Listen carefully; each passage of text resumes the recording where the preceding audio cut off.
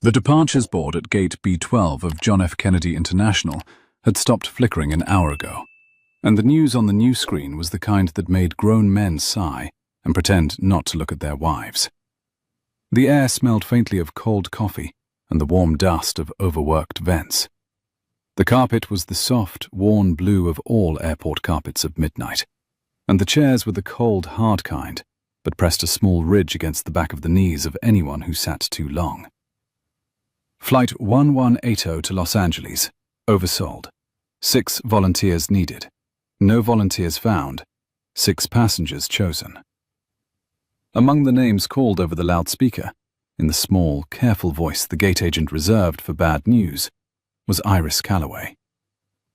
She did not move at first. She sat in seat 14 of the row of plastic chairs, a plain navy travel dress on her shoulders, her dark blonde hair caught in a loose braid, and listened to her name as if it belonged to someone else. Then she rose, very slowly, took her single carry-on, and walked to the desk. "Ms. Calloway," the agent said, eyes on a screen.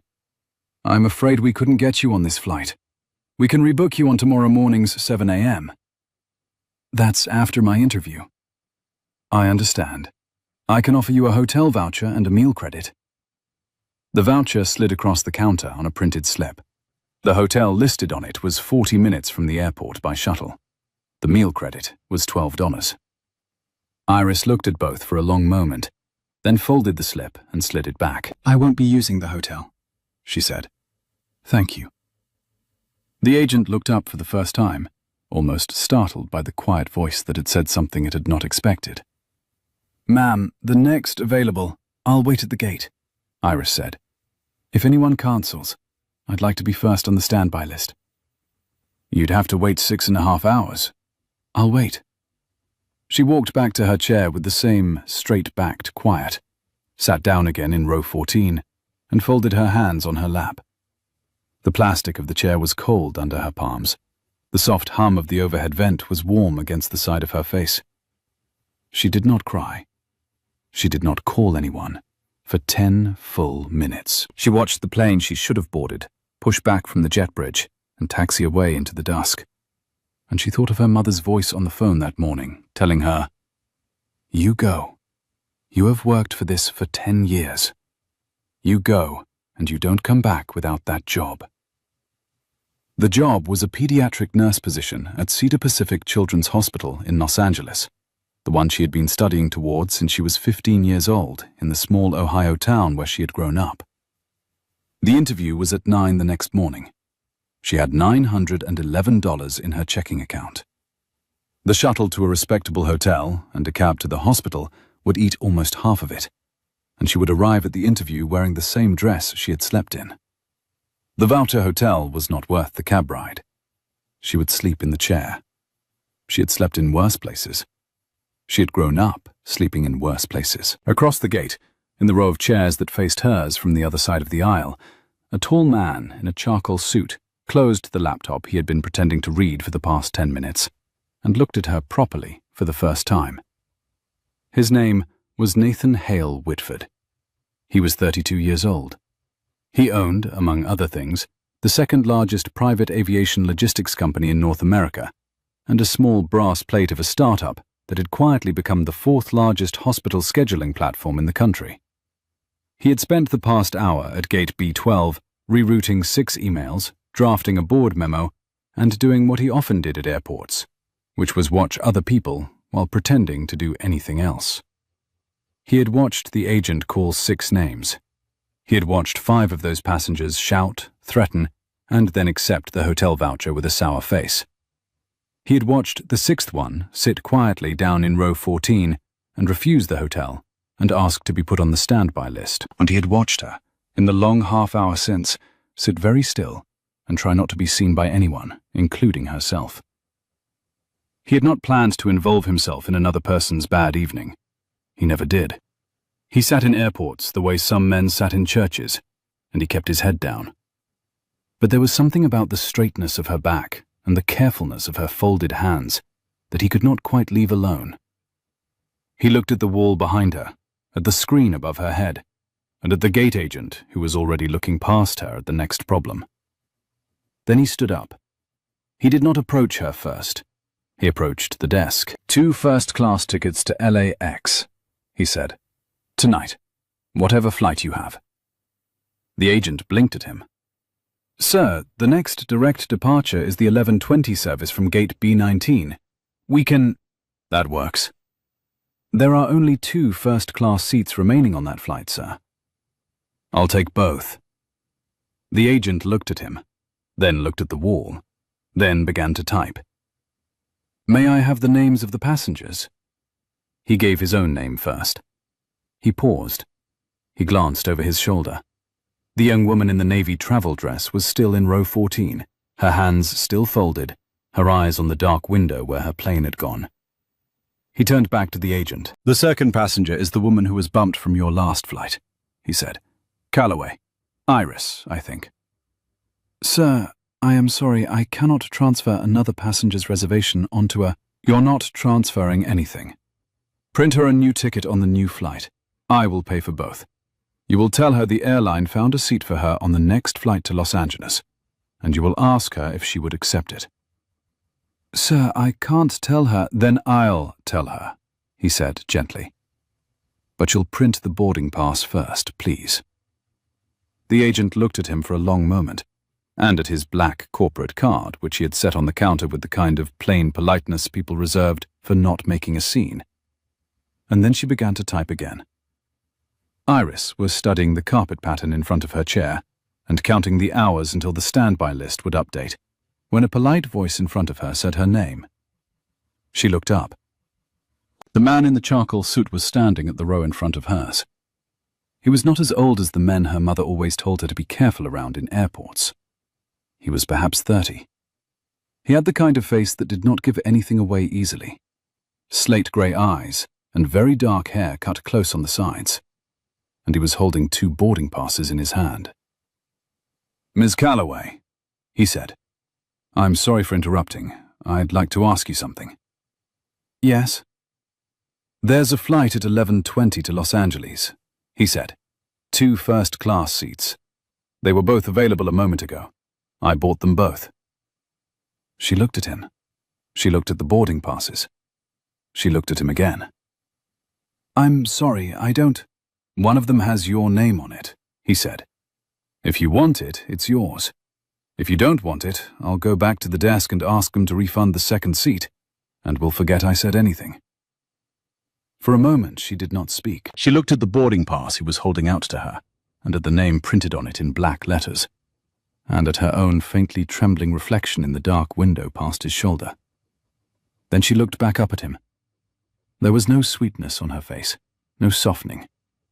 There was something much steadier than that, and harder, and a little hurt.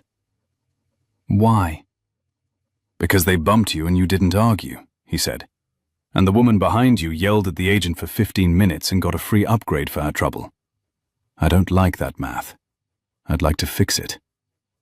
With your own money? Yes. For a stranger? Yes. Why? He looked at her for a moment. He could feel several answers forming, the practiced ones, the gracious ones, the ones that worked on shareholders and reporters. He discarded them all. Because my mother once stood at a gate like this when I was 4 years old, he said quietly. And a stranger paid for our ticket home. The only thing she ever told me she wanted me to do with my money was that. So I do that. I'm sorry if it offends you. Iris stared at him. She had grown up in a house where strangers did not pay for things, and people did not say the word mother in public the way he had just said it. She had grown up learning the difference between charity and dignity, and she had learned that the first was a wound and the second was a coat. She did not move toward the boarding pass. She did not move away from it. What do you do? She said finally. I run a company that flies things, and another one that schedules hospital shifts. Why?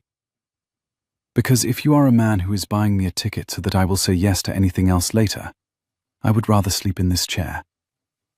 He almost laughed. He didn't. He nodded once and met her eyes. It's a ticket, he said.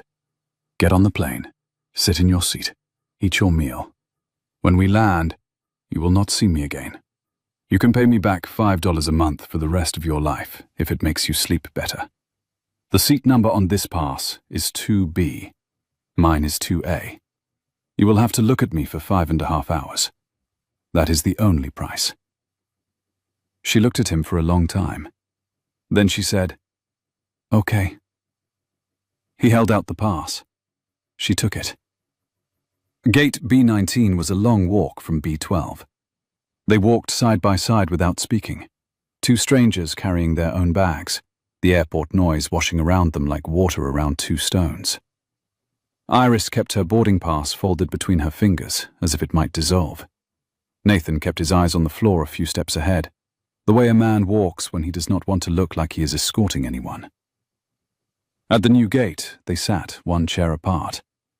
He opened his laptop. She opened the small paperback she'd been carrying for the past 3 hours and had not read a single page of. After a few minutes, he closed the laptop. "Have you eaten?" he said. "I had pretzels." "On the bumped flight?" "They give them out before they bump you." "That seems counterintuitive." "It softens the blow." The corner of his mouth moved. He stood up. "I'm going to that place." He nodded toward a sandwich kiosk 100 feet down the concourse. "I'm getting one for myself. If you tell me what kind, I'll buy you one. If you don't, I'll guess, and I am told my guesses are unreliable." She considered him. "Turkey," she said. "On something with seeds." "Drink?" "Water." "Tea?" "Water." That is a deeply unromantic answer. "You're not supposed to be romantic. You said 5.5 hours and we never see each other again." "Fair," he said, and went. She watched him go. She did not understand, yet, what was happening to her, or to the plane that she was now going to be on. She had agreed to it, the way she had agreed to almost every difficult thing in her life, by deciding it could not be worse than the alternative. The alternative tonight was a chair, no interview, and going home to Vivian Calloway, with the long, quiet face that meant another year of waiting. So she had said yes. She thought, while he was gone, of the small kitchen in Ohio where her mother had taught her, at the age of 9, the rules of being a careful woman in a careless world. The kitchen had smelled, every morning of her childhood, of strong black tea and warm toast, and the faint, sweet smoke of a wood stove banked low in the next room. The rules were short. You earned what you ate. You looked people in the eye when they tried to give you something for free. You wrote thank you notes by hand. You did not borrow money from anyone whose face you could not look at twice the next morning. The kitchen had a window over the sink that faced east, and Vivian had hung a small white curtain in it, because she had been raised on the idea that windows over sinks should be dressed properly, even if the rest of the house was not. Iris had grown up beside that curtain. She had watched her mother take a second job at 52 and a third at 58, and she had watched her mother fold her hands every morning on the windowsill before the day began. Iris folded her hands now in the airport chair the same way. It was, she realized, the only posture she had ever truly inherited. The concourse around her was almost empty. The fluorescent lights had been dimmed for the late hour, and a janitor had come past with a small hum and a slow yellow machine that polished the floor. Outside the long window, the runway lights blinked in a slow, steady code that she did not know how to read, but that comforted her anyway, because it suggested that there were rules to the night, and that someone in a tower somewhere was watching them be obeyed. Across the gate, by the window, an elderly woman in a beige cardigan was struggling to fit her wheeled suitcase under her seat. Iris stood up, walked over, knelt on one knee, and tilted the suitcase the right way. The woman thanked her in a thick Russian accent and pressed her dry, old hand briefly to Iris's cheek, the way grandmothers in small towns did. When she sat back down, Nathan was already returning, 2 paper bags balanced in his hand. He had seen the small interaction. He did not comment on it. He put a sandwich in front of her, a bottle of cold water sweating in its plastic, a small bag of green grapes she had not asked for, and a paper napkin on which she had written, in tidy block capitals, "You are not in my debt." The bread of the sandwich was still warm and smelled of fresh sourdough and salty turkey and a sharp green herb she could not yet name. He sat down, opened his own sandwich, and took a bite. She read the napkin. She put it carefully in her dress pocket. "Thank you," she said. "You're welcome." They ate side by side without speaking. After a few minutes, in the low voice of a man giving a question more weight than he wanted to, "What's the interview for?" She glanced at him. "Pediatric nurse, Cedar Pacific." His face did something small. "That's a good hospital." "You know it." "I know who runs the scheduling for it." She blinked. "That's the company you mentioned?" "Yes." She asked him, twice, in 2 short questions, whether he intended to tell anyone at Cedar Pacific to hire her, or to tell them anything about her at all. He said no to both. She asked him to promise. "Ms. Calloway, I have not been called to promise something to a woman about a job in 11 years. Yes, I promise. I will not say a word to anyone at Cedar Pacific about you, before, during, or after your interview. I will not appear at your interview. I will not call anyone after your interview. If you get the job, you will get it because they wanted to give it to you. If you don't, you will not, and that will be their loss." She watched him a long time. "Why are you saying it that way?" "Because I'd want someone to say it that way to me." She nodded, slowly. She returned to her sandwich. Around them, the boarding announcement began to crackle. He looked at her, and there was that same small change in his face again. The smallest possible softening. The kind that came and went so fast that it almost did not happen. "They're calling our zone," he said. "Okay." They stood up. He let her board first. She did not realize, until she was standing at the door of the aircraft, that the man who had bought her ticket was not the kind of man she had been prepared to expect. He was the kind of man who knew the flight attendants by name and was greeted, very softly, by both of them as he stepped onto the plane.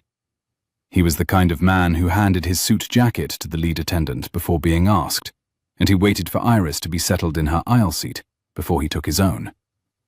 When she was buckled in, she asked him, half curious, whether he flew this airline often. He said he did. The flight attendants, she observed, knew him. He told her they knew his company more than they knew him personally. His firm moved a lot of people through this carrier in any given month. She watched the lead flight attendant, whose name tag said Camilla, give Nathan a second polite nod, and then a look at Iris that contained no judgment at all, only quiet, professional curiosity. Iris had braced herself for that look to be different. She unclenched her jaw a fraction. The leather of the seat under her hands was warm and smooth, soft as a worn coat, and faintly fragrant with the bright, clean smell of fresh citrus polish. The plane began to taxi. Nathan opened a leather folder. Iris folded her hands and watched the lights of the airport gates slide past her window. "Thank you," she said, quietly enough that he could almost have not heard it. "You're welcome," he answered, just as quietly. He did not look up from his folder. The plane lifted, banked west over the bay, and leveled out into the high dark. The cabin lights dimmed. The few remaining passengers in first class settled into their seats with the small adjustments of people who flew often. A magazine fanned, a blanket shaken out, a phone tucked into a seat pocket. Across the aisle, an older man in a dark blue suit slept already. 2 rows back, a woman in a long ivory coat wrote in a small leather notebook with a slow, deliberate hand. The cabin had the muted hush that wealthy spaces took on at night, the sound of soft fabric and quieter engines, and the small clink of a glass being placed back into its tray. Iris had never sat inside that hush before. She had stood at the edges of it, in coach, all her life, looking past the curtain toward the small, wider seats where people did not have to take their shoes off to feel rested. She found, now that she was inside it, that it was not as remote as she had thought. It was simply quieter, and the quiet had been waiting for her. Iris watched the small white dots of New Jersey roll under her window and thought, for the first time all day, that she had no immediate problem to solve. She was on the right plane. She was sitting in a wide, soft seat. She had a sandwich in her stomach.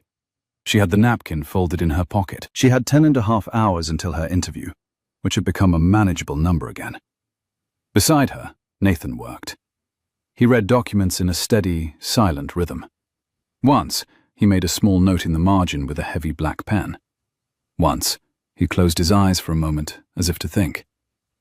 He did not look at her again for 30 minutes, and she found, to her own surprise, that she was grateful for this, and not insulted by it. He had said 5.5 hours. He had not promised her his attention.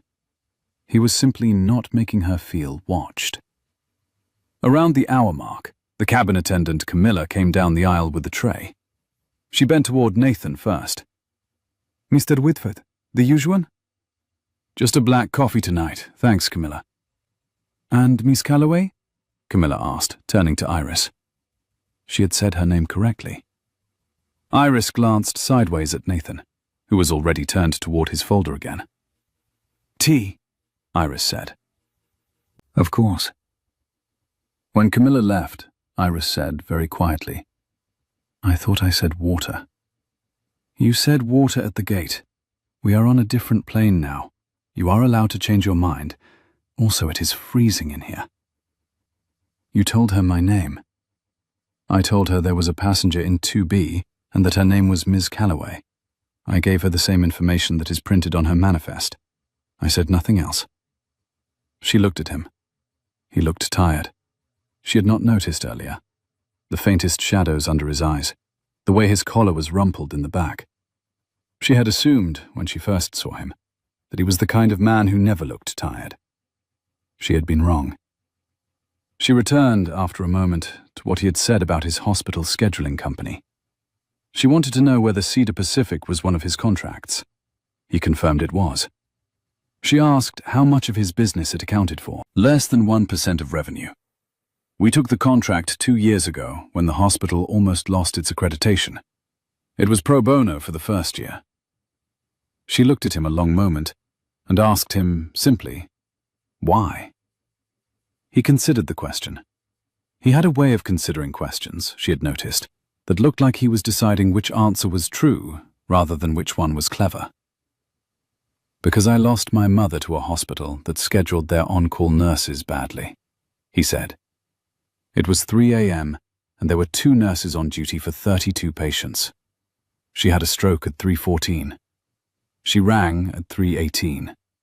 The nurse came at 3:31. I was 27 years old. I had just sold my first company. I sat in the parking lot at 4 in the morning and decided I was going to do scheduling instead of jets. There was a long moment of silence. Camilla returned with 2 cups, set them down, and went away. "I'm sorry," Iris said. "I know. You said that to a stranger." "I said that to a pediatric nurse." She looked at him. There was no smugness in his face. There was something close to embarrassment, in fact. The look of a man who had not meant to say that much, and had said it anyway because the question had been quiet and gentle, and he was tired.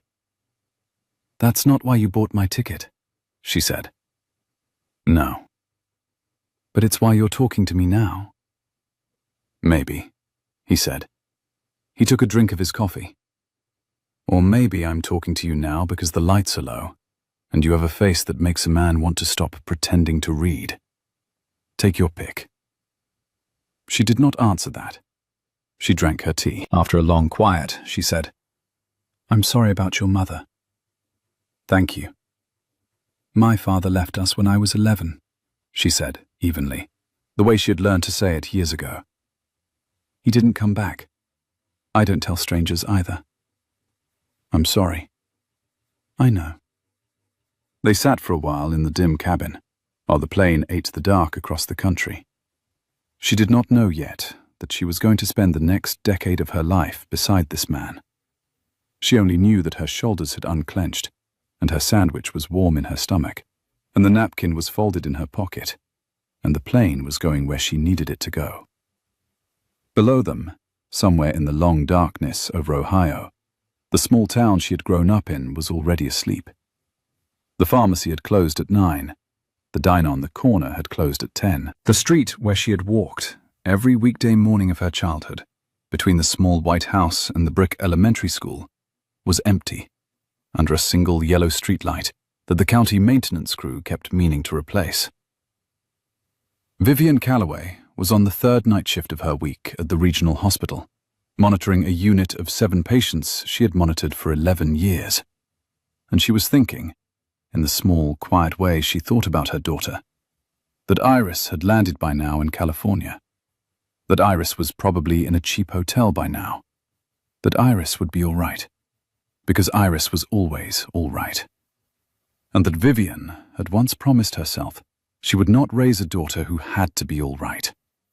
And yet, here she was, raising one. She would not learn until lunch the next day that her daughter had not, in fact, slept in a cheap hotel, but in a corner suite on the 11th floor of a building she had never seen, paid for by a stranger she had not yet decided whether to keep. In the cabin, Nathan turned a page in his folder. The pen made a small, dry sound against the paper. The seatbelt sign, somewhere, gave a single soft chime and went out. Iris watched the flap of the curtain to first class move very slightly with the air, and she thought of nothing in particular, which was the closest thing to rest she had felt in nearly a year. She did not mean to fall asleep. She had not slept the night before the interview, and the cabin was warm now, and the engine was a steady, distant hum, and Nathan had gone back to his folder. She closed her eyes for a moment around hour 3, and woke up to a flight attendant gently leaning across her seat and saying, "I'm sorry, ma'am. Are you the nurse?" Iris was awake instantly. She had spent 4 years of nursing school and 2 years of overnight shifts at a county clinic, waking up that way. "Yes," she said. "There's a passenger in row 23 who's having trouble breathing. Mr. Whitford said you'd want to know." Iris was on her feet before the sentence was finished. Nathan was already standing in the aisle with his hand on the seatback, his face neutral, his eyes on hers. "Did you tell them I was a nurse?" she said. "I told them there was a nurse in 2B if they needed one. I did not give a name. Camilla asked you, not me. Go." She went. In row 23, the elderly Russian woman from the gate was hunched forward in her seat, gripping the armrest. Her cardigan was unbuttoned. Her face was pale, almost grey. Her skin was cold and slightly damp under Iris's fingers. Her granddaughter, a girl of perhaps 12 in a soft pink sweater, was sitting beside her, eyes wide, hands clenched. The cabin around them was warm and dim and quiet, the small overhead lights making bright, soft circles on the navy carpet of the aisle. "Ma'am, my name is Iris. I'm a nurse. May I check on you?" The old woman nodded. What followed took Iris 7.5 minutes by the cabin clock. She felt for the woman's pulse, thready, fast. She asked Camilla for the medical kit, the oxygen, and the manifest's note on this passenger. She found, on the woman's wrist, a faded silver medical bracelet that read, "Diabetes, insulin dependent." She asked the granddaughter, gently, when the grandmother had last eaten. The girl said the kosher meal had not been right, so she had only eaten the bread. Iris felt a small, quiet click of relief in her chest. This was hypoglycemia, and she could fix it. She asked Camilla for orange juice and for sugar packets, mixed them, put a small straw between the woman's lips, and spoke to her in slow, even words. She held her wrist for the next 10 minutes. She watched the grey drain out of the woman's face by inches. She watched the woman's pulse slow under her fingers. She watched the granddaughter unclench her shoulders. When it was over, she stayed crouched in the aisle for another 2 minutes anyway, because a good nurse did not stand up the second the danger was past. When she finally stood and walked back up the aisle, the cabin behind her was very quiet. People who had been pretending not to watch were pretending harder. Camilla was at the front, eyes shining, mouthing "thank you" with both hands pressed to her chest. The captain's voice came on briefly to say that the situation had been resolved by a passenger of the cabin, and to thank that passenger personally. Iris reached row 2 with her cheeks burning, sat down quickly, and stared at her hands. Nathan did not say anything at all.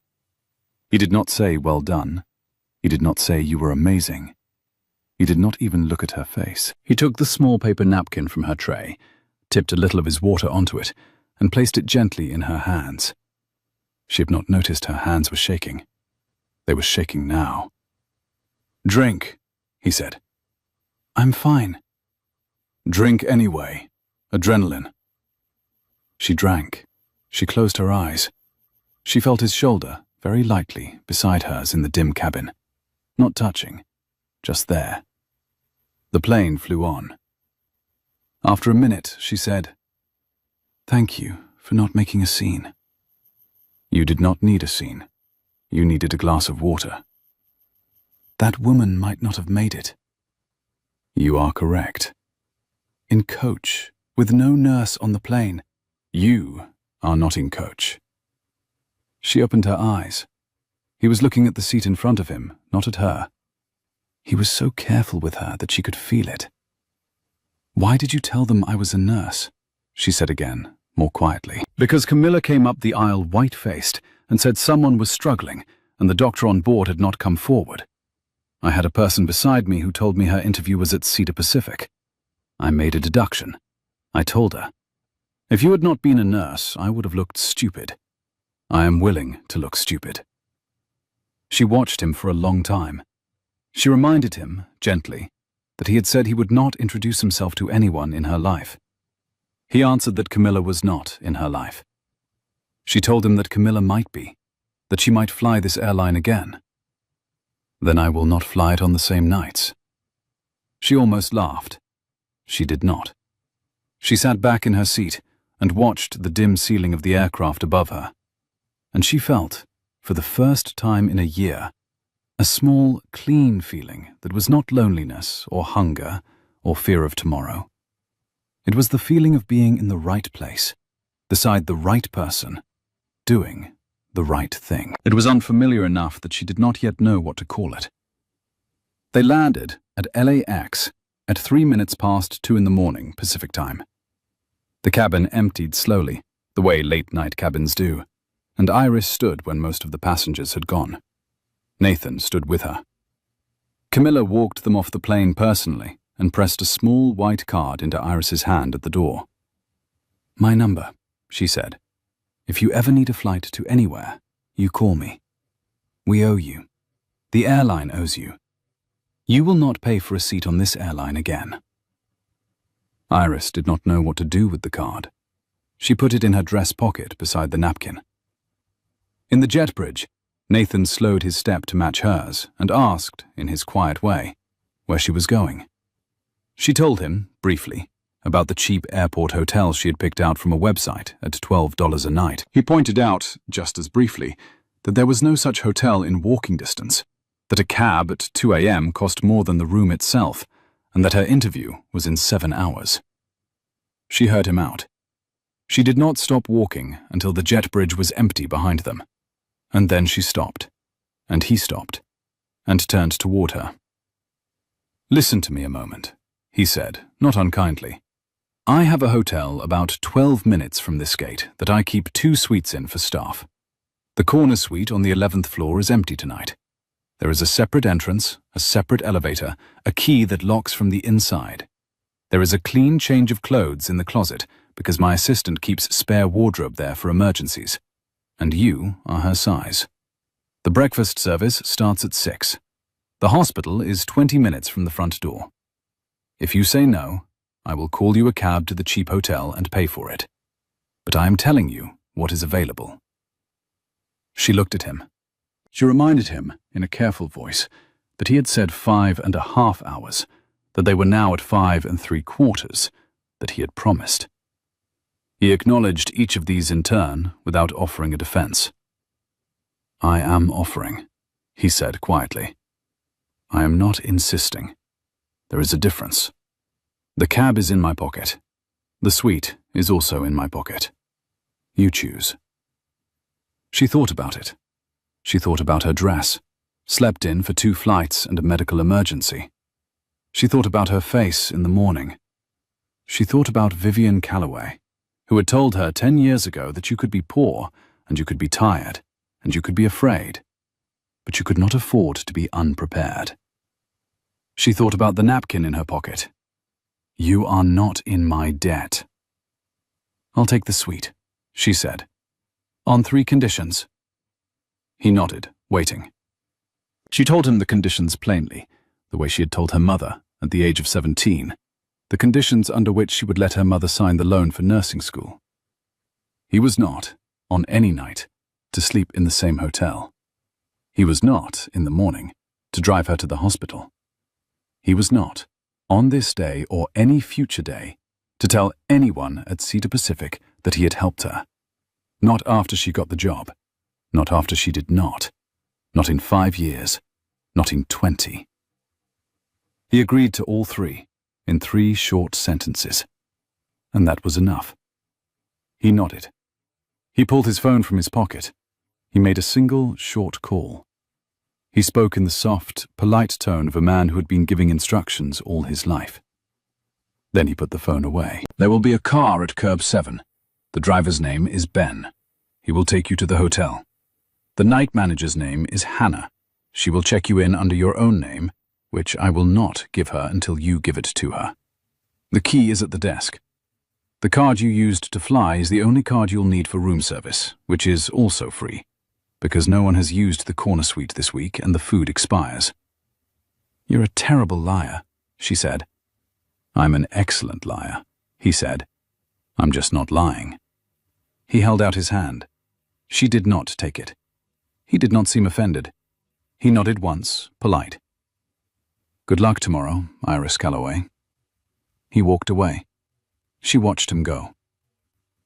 The car at curb 7 was a quiet, dark sedan with no visible markings of any kind. The driver, a man in his 50s named Ben, opened her door without making her look at him longer than she needed to, did not ask her any questions, and drove her, in 12 minutes precisely, to a hotel whose name was not on the signs at the entrance. The night manager at the desk, Hannah, did not ask for her credit card. She handed over a key, a small white card with breakfast hours written on it in tidy block capitals, and a folded note. Inside the corner suite on the 11th floor, the bed had been turned down on one side only. The closet held 3 blouses and 2 pairs of trousers in approximately her size, with the tags still on. The bathroom held an unopened toothbrush, an unopened tube of toothpaste, a small glass jar of moisturizer that smelled faintly of lemon, and a folded grey robe. The desk by the window held a small bottle of mineral water, a green apple in a white bowl, and a single index card on which someone had typed, "Room service, 24 hours, menu in drawer. Breakfast, 6 a.m. Good luck tomorrow." There was no signature. There were no flowers. There was nothing in the suite that asked her to feel grateful in any direction in particular. She set her carry-on on the luggage stand. She sat on the edge of the bed for a long minute, with her hands folded the way her mother had taught her, and let the day end inside her ribs. What she had not seen, in the jet bridge an hour earlier, was the man with the camera at the far end of it, the one who had been waiting for Nathan Whitford the way a certain kind of photographer waits at airports. She had not seen the camera lift, twice, and catch the 2 of them at the moment Nathan was holding out his hand to her. She would not learn until the next morning, in a small office at Cedar Pacific, that the photo would be on a financial gossip blog by the time her interview had begun. But the man saw it. He took it. He sent it. By the time Iris stepped out of the corner suite at 7:30 the next morning, in a clean cream blouse and the same navy skirt she had pressed in the bathroom at 6, the photo of her with a man whose name she had only learned a few hours ago had been seen by, among others, the chief medical officer of Cedar Pacific Children's Hospital, who would interview her at 9. The lobby of Cedar Pacific Children's Hospital had been built around a waterfall. It had won an award in an Architecture magazine 8 years ago. The water made the whole atrium hush, the way a forest hushes around a stream. The air smelled of cool stone, and the bright green tang of fresh-cut eucalyptus from a tall vase by the entrance. Iris stood on the wide marble floor at 8:45 and counted her own breaths. The marble was cold under her thin shoes.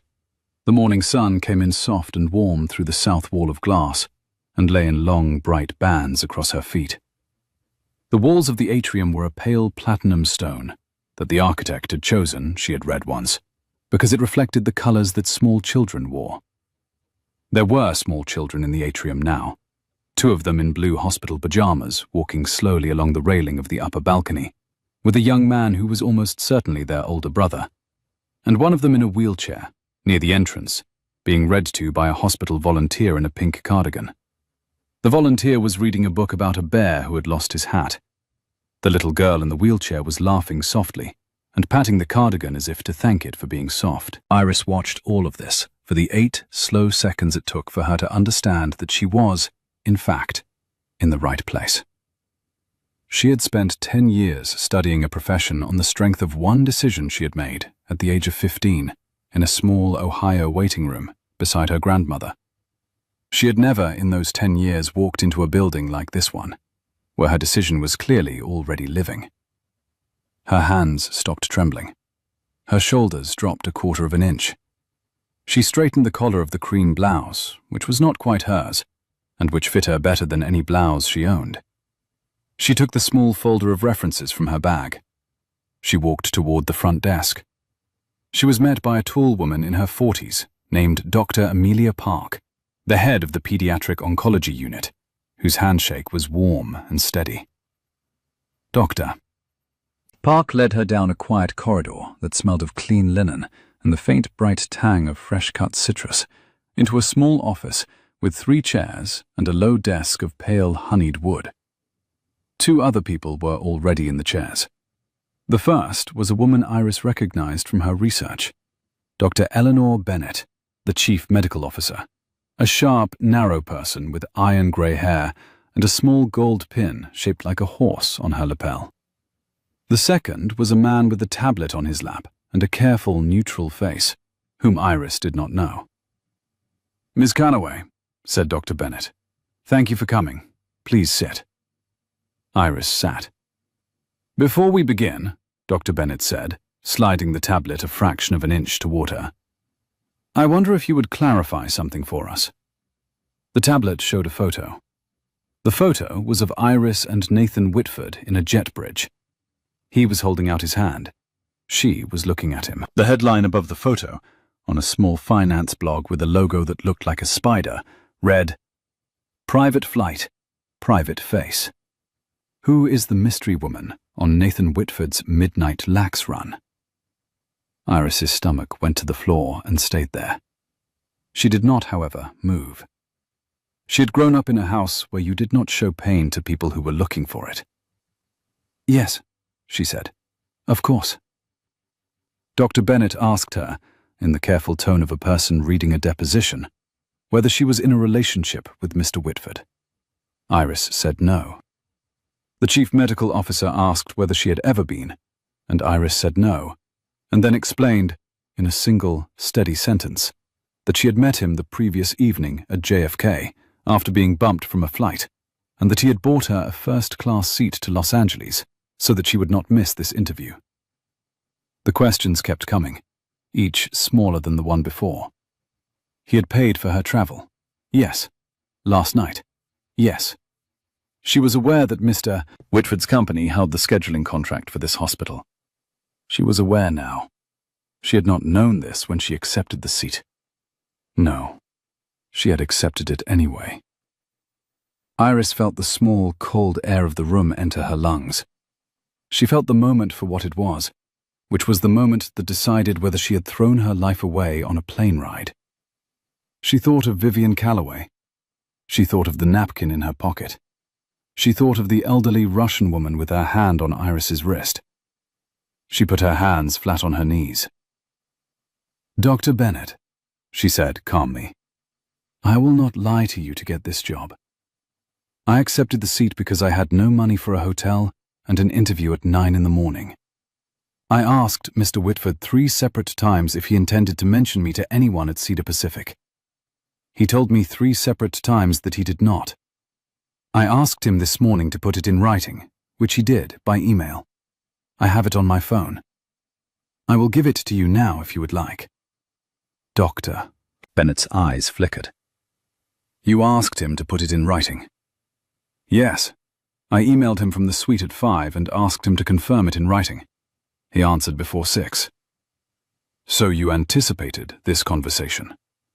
I anticipated that taking help from a stranger could be misread. I am a woman who has spent 6 years earning a nursing license while paying my mother's heating bills. I do not take help easily. When I do, I document it. The man with the tablet wrote something down. Dr. Bennett looked at her for a long time. Ms. Calloway, she said, we have your resume. We have your references. We have the photo. We have your answer. Walk us through, please, the events of last night, between the time you arrived at gate B12 of John F. Kennedy and the time you stepped out of the suite this morning at 7:30. Be specific, be brief. Do not embellish. So Iris told her. She told her about being bumped. She told her about the voucher and refusing it. She told her about the man in the charcoal suit. She told her about the boarding pass with her name on it. She told her about the sandwich, the napkin, and the specific wording of his promise. She told her, without theatrics, about the diabetic emergency in row 23. She told her about Camilla, the card, the curb, Ben, Hannah, the suite, the email, the breakfast, and the cab she had paid for herself this morning to come here. When she was done, the room was very quiet. Dr. Bennett looked at Dr. Park. Dr. Park looked at the man with the tablet. The man with the tablet nodded once, slightly. Ms. Calloway, said Dr. Bennett, tell me about hypoglycemia in adults over 70 with no insulin on board. The interview began. The interview ran 2 hours. They asked her 31 clinical questions and 4 ethical ones. She answered each with the steady plainness she had used on Nathan in the jet bridge, which she had not, until this morning, recognized as her professional voice. At the end, Dr. Park walked her down to the lobby, shook her hand, and told her they would call her by the end of the day. Iris walked out of the building, around the corner, into the small park across the street, and sat on a bench and did not move for 40 minutes. She thought, in that hour, of many things. She thought of her mother. She thought of the elderly Russian woman who would be home in Encino now, eating a proper breakfast. She thought of the photograph.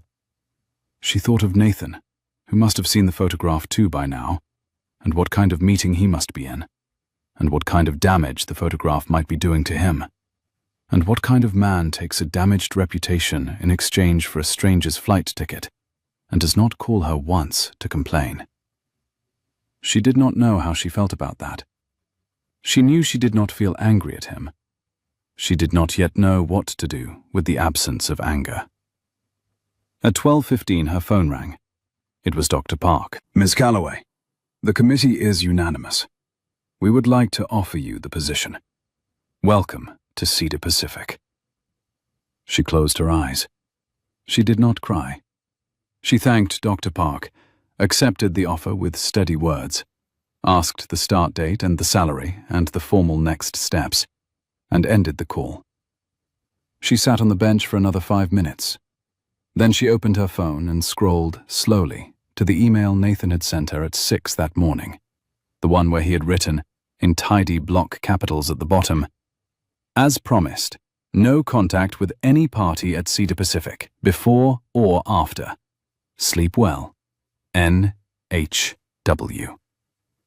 She did not write back. She did not yet know what to write back. She put the phone in her pocket and walked instead to a small grocery store at the corner and bought a single yellow tulip in a paper sleeve, because Vivian Calloway had once told her that yellow tulips were for thank you and white were for goodbye, and she had not yet decided which one this was. She did not go to Nathan's office. She did not have his office address, and she did not want it. But the photo had a date, and the date had a place, and the place had a name. And by 2 p.m. her phone was telling her that Mr. Nathan Whitford, of Whitford Aviation Logistics, was at this hour appearing live before a small group of Cedar Pacific Hospital trustees in their downtown boardroom, in answer to questions that had been raised by the photograph, the contract, and a rumor that had begun on a finance blog. She put the tulip in her bag. It was, she would think later, the longest 4 blocks of her life. She walked them slowly, because she did not yet know what she was about to say, and because she had been raised by a woman who believed you should never enter a room you had not first thought your way into. She passed a coffee cart on the corner of the 2nd block and bought a small black coffee that she did not really want. She passed a line of black town cars idling outside a hotel, drivers leaning against doors with their phones in their hands. She passed a woman walking a small white dog in a tartan coat, both of them looking equally bored. She passed a young man in a navy suit, running with a binder under one arm, late for something. The city moved around her the way cities move around small, still people, with the slight indifference that allowed them to be alone in plain sight. She thought of the way Vivian Calloway always said, when Iris was small and had to do something she did not want to do, that courage was not a feeling. Courage was the act of opening a door. She had opened a great many doors that way. This would be one more. She took the elevator to the 14th floor of a building she had read about that morning, said her name to a polite woman at a reception desk, and asked to be admitted. The polite woman blinked. "I'm sorry, Miss Calloway. The trustees' meeting is closed. Tell Mr. Whitford that the woman from the jet bridge is here. Tell him I would like to speak." The woman picked up the phone. 3 minutes later, the door opened. Inside the boardroom, 15 people were sitting around a long teak table. Dr. Bennett was one of them. Nathan Whitford was at the far end, in the same charcoal suit he had been wearing yesterday, except the collar was crisp now, and the rumple was gone. He looked up at her, once, and the look that passed across his face was small and warm and unguarded, and it was gone again before the rest of the room could see it. "Miss Calloway," said Dr. Bennett. "I'd like to say something for the record," Iris said, "if you'll allow it." The chair at the head of the table, an older man with kind eyes, gestured to a seat at the side. Iris did not sit. "I was at JFK last night," she said, "and I was bumped from a flight I needed in order to interview here. I did not know who Mr. Whitford was. I did not know his company held a contract with this hospital. He did not know I was interviewing at Cedar Pacific until I told him on his plane. He bought my ticket because, in his words, his mother once stood at a gate like that, and a stranger paid for her ticket home, and his mother told him to do that with his money, and he does that. He paid for my hotel because I was going to sleep in an airport chair, and he disliked the math of that. He has not asked for one thing in return. He has not, until this moment, been in the same room with me again. He will not, after this moment, be in a room with me again unless I ask him to be. The photograph in your packet shows him offering me a handshake at the door of a jet bridge. I did not accept it. He left. That is the entire story." The room was silent. "I have one more thing to say," Iris went on. "I was offered the pediatric nurse position by Dr. Park 43 minutes ago. I have not accepted it yet. I will accept it now, in this room, in front of all of you, because I want you to know that I am taking this job because I have earned it, and not because of anything Mr. Whitford did or did not do. If anyone at this table doubts that, I will gladly walk back to Dr. Park's office and decline." Dr. Bennett, after a moment, said, "Ms. Calloway, do not decline. The job is yours." Iris nodded once. She turned to leave. "Ms. Calloway," said Nathan, very quietly, from the far end of the table. She stopped. "Thank you," he said. She looked at him. "Mr. Whitford," she said, just as quietly. "I'll see you at 5. The lobby." She took the small folded napkin from her pocket, the one he had written, "You are not in my debt," on at the airport, and laid it on the corner of the teak table nearest his hand.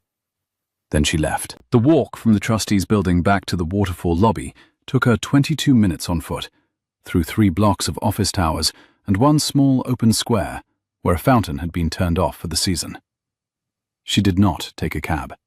She walked because she needed the time to be alone with what she had said in that room, and with what had happened in her chest while she was saying it. She had spoken in front of 15 people whose careers had been longer than her life. She had defended a man whose last name she had only learned the day before. She had taken a job in front of all of them, knowing, as she did so, that she had now signed her name to a small, public version of her own dignity that she would not be able to take back. She passed a bookshop on the way and stopped briefly in front of the window. There was a hardback novel on display and a small handwritten card under it that read, "Staff Pick, a quiet, generous love story." She did not buy it. She did not need a quiet, generous love story. She had walked into one yesterday, by accident, and was, at the moment, on her way back into it on purpose. She was at the lobby at 4:58. The lobby smelled, faintly, of warm cedar and clean cold water from the atrium fountain. He was already there. He had not changed his suit. He was holding in his hand the napkin from the airport, the one she had put in her dress pocket and washed and dried that morning, the one she had returned to him by leaving it folded on the corner of the boardroom table when she had walked out. He was holding it the way a man holds a small object he has been given. He observed, with a small lift of the napkin, that she had returned it. She told him that he had been keeping it. He asked her if she had read it. She said she had. He waited for the rest of the sentence. "You are not in my debt," she said. "I read it twice. Both times this morning. Once when I woke up, once before I went into the interview." He waited for the second part. She let him wait, briefly, before she gave it to him. That she had been glad of the line both times. He looked at the napkin. He folded it into a square. He put it back in his inside pocket, against his shirt, where she could see, for a moment, that he had a small leather wallet there with 3 other things in it, none of which was money. He looked up at her. "I am sorry about the photograph," he said. She told him it was not his fault. He answered, evenly, that it was, in part, that he had forgotten photographers waited at airport gate doors for him, that he should not have walked her off the plane. She told him that he had walked her off the plane, and that she was glad of it. He repeated the words, gently, as a question, even with this morning. She answered him without hesitating. Especially with this morning. He looked at her. There was something on his face she had not seen before. Not at the gate, not on the plane, not in the boardroom. It was the look of a man who had been alone for a very long time, and who had just remembered that he had not always been alone, and who was deciding, slowly, that he might not need to be alone for the rest of his life. "Iris," he said, "I am going to say something to you that you do not have to answer today, or tomorrow, or in a year. I am going to say it once, and then I will go home. You will tell me, in your own time, what you would like to do with it. All right? I have done a great many small, kind things for strangers in the last 11 years, he said. It is the only thing I am sure my mother would be proud of. I have done it in airports, in hospitals, in restaurants, on cold streets in winter. It has never once before today felt like an introduction." He paused. He did not look away. "Last night, halfway across the country, I sat next to you in a dim cabin, and I watched you save a woman's life with a sandwich and a packet of sugar. And I thought, in a quiet voice in my own head that I did not often hear, that I would like to know you for 30 years. Not a date, not a weekend, not a public occasion. I would like to know who you are when you are tired, and what you read, and what you eat for breakfast, and what you say to your mother on the phone. I would like to be allowed, eventually, to bring you a cup of tea on a cold morning, and not have to write a note on a napkin to explain it." He put his hand briefly to his pocket, as if to confirm the napkin was still there. "That is what I am saying. I do not need an answer. I will not contact you. If you contact me, I will be glad. If you do not, I will not be sorry I said this. Goodbye, Iris. He turned to go. She let him take 3 steps. Then she said, Mr. Whitford. He stopped. There are 2 airport hotel rooms in this city that are mine, by your accounting, she said. One I slept in last night, one I have not yet seen. I would like to see the second one. He turned around. That is not an answer, he said. It is the beginning of an answer, she said. Bring me a cup of tea on a cold morning. We'll start there. We'll see what it turns into. He stood very still. He did not move toward her. He did not move away. After a moment he said, in the voice he had used at the gate, the one that was small and steady and not quite practiced, I would like that very much. She told him, plainly, that this was all right with her. He hesitated, in the way men sometimes hesitate before saying a thing they have not quite earned the right to say. He told her, when he found the words, that Camilla wanted to fly the 2 of them home for Thanksgiving, and that he had not been home in 5 years. Then we will go, she said. He smiled. It was the first time she had seen him smile properly. It was the smile of a man who had not used those particular muscles in a long time, and was a little surprised to find them still working. He held out his hand. This time, she took it. A year later, on a Tuesday in the small hours of the morning, Gate B19 of John F. Kennedy International was almost empty. The air was cold and bright with the metallic smell of jet fuel and the warm, soft scent of new bread from a small bakery kiosk that had stayed open late. The boarding agent for the 11:20 service to Los Angeles was the same young woman who had been on duty the night Iris Calloway had been bumped from Flight 1180. The agent did not recognize at first the woman who walked up to her counter in a rich emerald cashmere coat and a soft pearl-grey scarf, until the woman handed over a boarding pass with the same name, in the same letters, that had crossed her desk for a different flight 13 months ago. Ms. Calloway, she said. Welcome back. Thank you. You are 2B again. I am. Mr. Whitford is in 2A? He is. The agent smiled, polite and soft, and stamped the pass. In the row of chairs at the gate, in seat 14, Iris sat down beside Nathan Whitford. She was wearing a small gold pin, shaped like a paper napkin on her lapel, which his sister had made for her last Christmas, and which she had not taken off since. The cashmere of her coat was soft against her wrist. The leather of her bag was warm where she had been holding it. He was wearing the same charcoal suit and a faintly rumpled collar. His laptop was closed on his knees. He had not opened it once at the gate this evening. He had not done that in 11 months. Tea, he said. Water. At a gate. At a gate.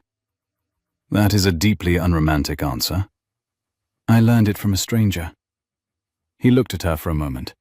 He took her hand. He did not say anything about the napkin in his inside pocket, the original one, which had been laminated by Camilla as a Christmas gift, and which now lived above the small leather wallet on the inside of his jacket.